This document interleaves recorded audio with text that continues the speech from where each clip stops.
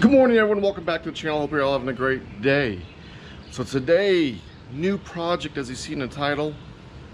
I'm gonna try to build something for once. So I've been looking for a project. Long story short, with all this pandemic and everything going on, used car prices are through the roof, and I'm not willing to spend double or triple what I think something is worth. Power sports prices are through the roof. So I figured, hey, let's just build something with what I got laying around here, and let's see if I can do it for just a few $300. So let me show you what we're gonna do.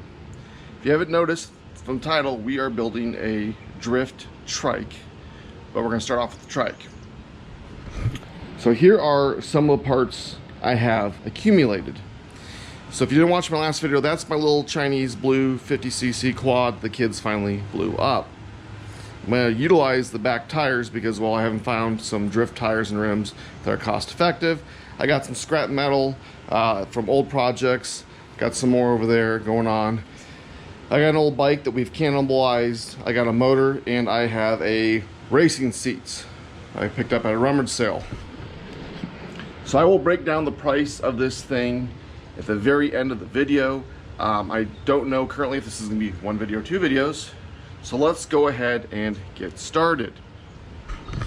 So the first thing you notice, I have a bike and I've cut it apart. We're going to use this BMX bike as the front wheel. I did look for a fat tire bike at rummage sales and yard sales, whatever. I couldn't find anything that I was willing to spend the money on, and this one was essentially free, so this is what we're going to use. Now, what we're going to end up doing is cutting this tube off here and here. Then I'm going to grind off all the excess. I am going to put a small gusset right there because, well, there's going to be a lot of force there. I've gone ahead and I have picked up a back axle. That was the most expensive thing so far. We have a 212 Harbor Freight Predator motor.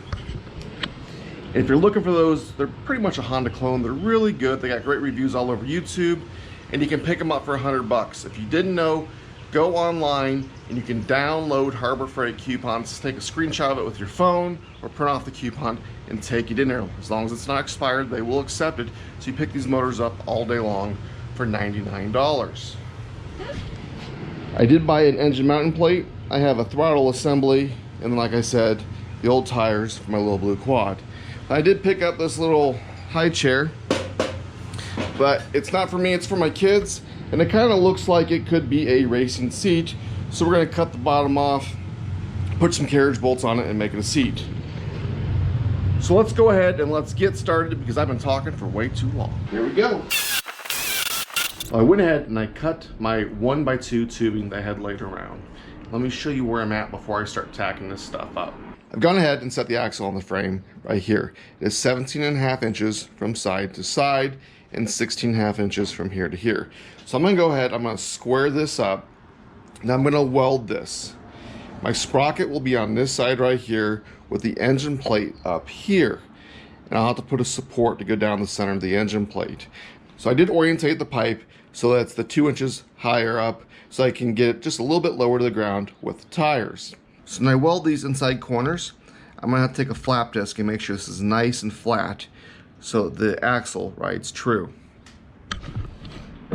So now it's time to go ahead and get this squared up and welded up. So everything's nice and square. I am maybe a 32nd at a square, less than a 16th. Not too worried about it. But this is how we're going to do it. So I'll go ahead and tack this side, flip it over, tack the other side, then I will weld the insides as we go. So let me go ahead and get that done, and we'll move on to the engine plates.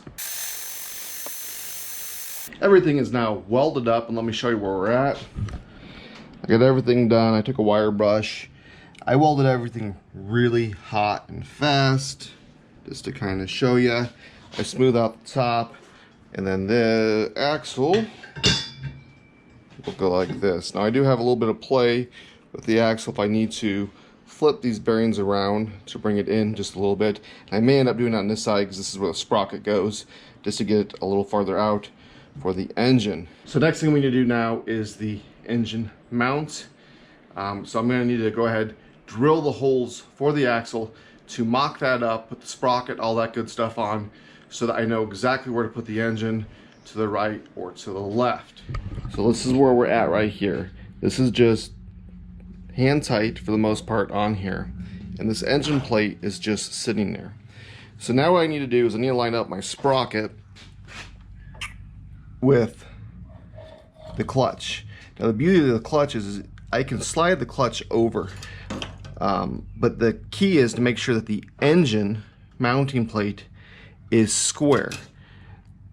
So I mean, as you can see, it's in just a little bit, and I can bring that out to make it flush. But as you can see right there is flush, my straight edge. I need to make sure, as you can see, the engine's twisted just a little bit. I'm gonna go ahead and square this up. I'll tack weld the mounting plate. I'm gonna unbolt the engine and then finish just stitch welding it a little bit. I'm gonna have to figure out some sort of brace, because as you can see, I have a piece of metal under here. So I'm gonna have to do something, probably some angle iron or whatever, or a back piece to go across here, just for some rigidity. I went ahead and got the mounting plate for the engine welded up, and I've kind of mocked up what we're gonna look like. So this is where I'm at. So again, I'm using all scrap metal. This is a piece of C-channel. I'm going to center here, and then I'm going to notch this to kind of come up like that to give me more area to weld on. And what we're still going to do is a little gusset from there to there. Now, is this build perfect? Absolutely not. Leave a comment below if you got better ideas, better ways of doing this. I am trying to do this on a budget with stuff I had laying around the house. If I didn't have to go buy it, it saved me money. And that's what a lot of people nowadays are trying to do. So let us know in the comments below if there's a better way. Yes, I could not use the C-channel. I could use a couple pieces of angle iron. I do have some of that, but why not use this? This is from when I made the spare tire mount for my motorhome on my trailer.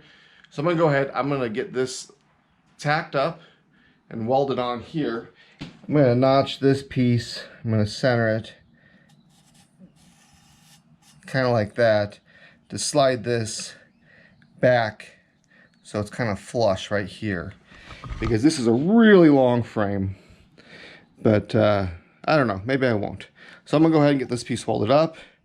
We're gonna lift up, make it nice and square, and we'll go from here. So I just have this front of the bike set in here. What I'm gonna do is I'm gonna turn the heat down on the welder, because I will blow through this thin steel if I weld as hot as I am with everything else that's 120 mil or thicker. And we're going to tack this up real nice, and I'll just weld the top and the bottom, and then at least we can get a roller. We can put the wheels on, roll it around, see how it does.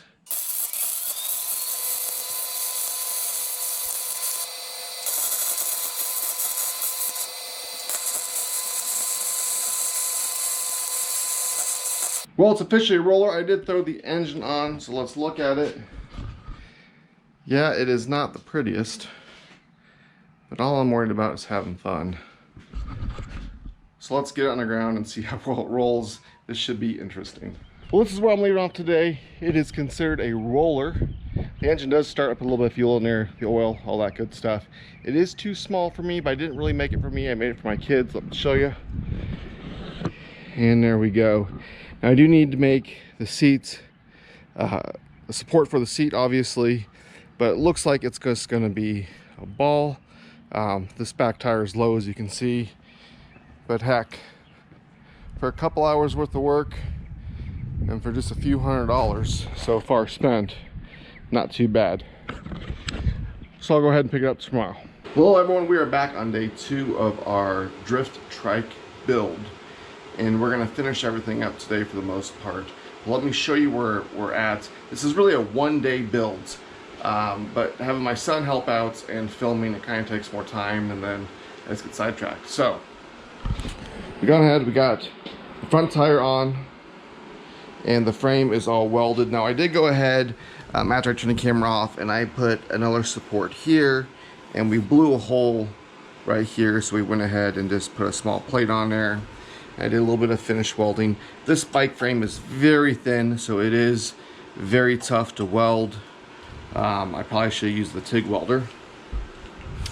Then coming over to this side, I did play around and I put the chain on. Now there is a little bit of slack, but that is okay. And then I went ahead and I installed this locking bolt.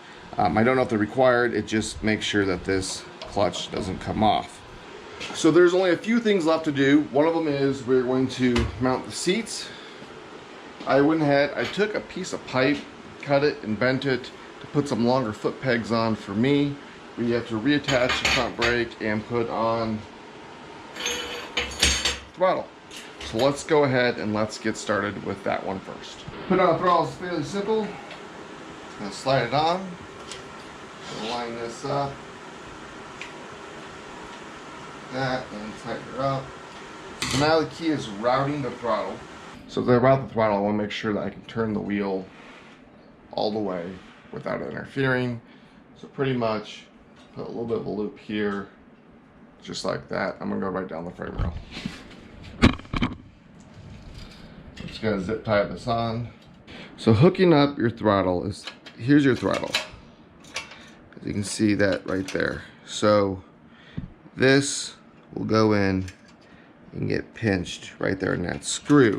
But before I do that, I actually went and found a spring. I have a bag of springs that we're gonna put in between these two pieces to help it return. Even though there's a return spring there, so it didn't come and return all the way, just to give it a little bit more pressure. So let me go ahead and get that hooked up. Now I got the throttle hooked up, I went ahead and hooked up the brake because it's pretty easy. It's hooking up a bike brake. We're gonna go ahead and we're gonna do the last little finish of welding, and that involves the seats and these front foot pegs. So the seat, if you remember, was just an old high chair I got from a thrift shop for a few dollars. I just put some angle iron on it, more or less to just reinforce it. So the seat, let's go ahead, bring down here, and I'm just gonna put a little bead here in the front after I get everything centered, just to make it secure. Then I'm gonna take these pieces of metal I bent and just put them right there, just weld them there, and that way I can take these foot pegs off if I'm riding it, and put them back on if my kids are riding it, and they will be out of the way of the tire because they're just right there. Well, and there it is. It is not completed, obviously it needs to be painted. I did get this one a little bit higher, but it will work just fine. Before I go ahead and I take everything apart and we get it painted and we put the plastic covers over the tires, let's see if she runs and if I need to do any more welding, any more supports. My biggest concern is that neck right there. Everything is really long, the throttle cables. But anyways, let's see if we can get it started and driving. Little choke.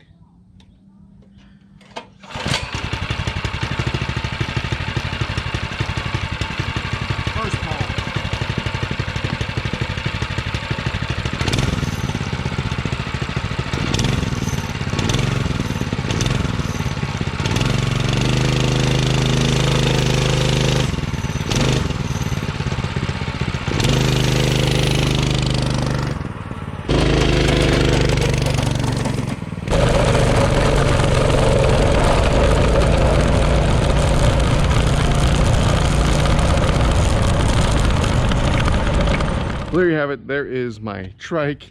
It needs a few adjustments. I'm gonna go ahead, I'm gonna blow it apart, I'm going to paint it.